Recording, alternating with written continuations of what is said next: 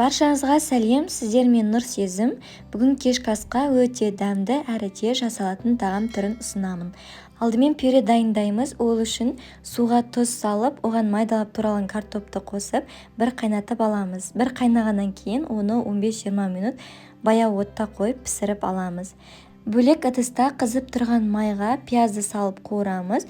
Кейін оған тартылған етімізді, яғни фаршты қосып, барлығын араластырып қуырамыз.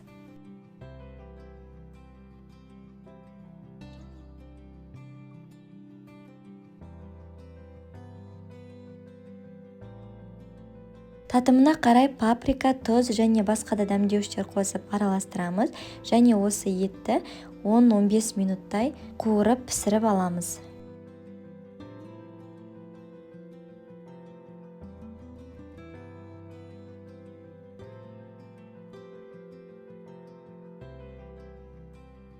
Картоп піскеннен кейін суын төгіп, пюре қылып езіп аламыз және сары май қосып, тағы бір араластырып аламыз.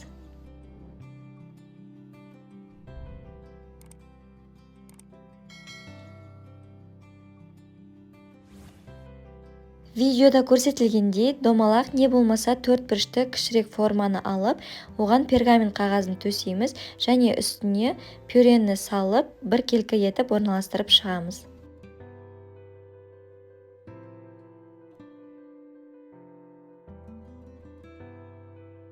Кейін оның үстіне қуырылған етімізді салып, жайып шығамыз.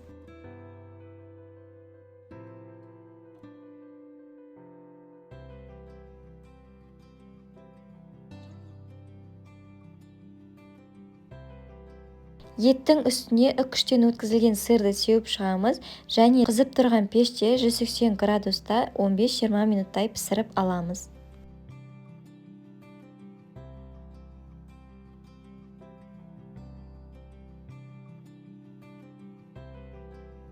Піскеннен кейін ыстықтай дастарханға ұсына беруге болады. Өте дәмді әрі тез жасалатын тағамдардың бірі, сондықтан сіздер де жасап көріңіздер. Және нәтижесімен комментарийда бөлісуді ұмытпаңыздар. Менің каналымнан басқа да тағамдардың және тәттілердің рецептін көре аласыздар.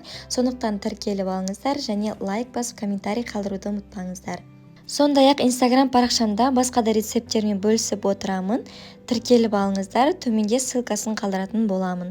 Видеоны соңына дейін көргеніңізге рахмет және баршаңызға ас болсын.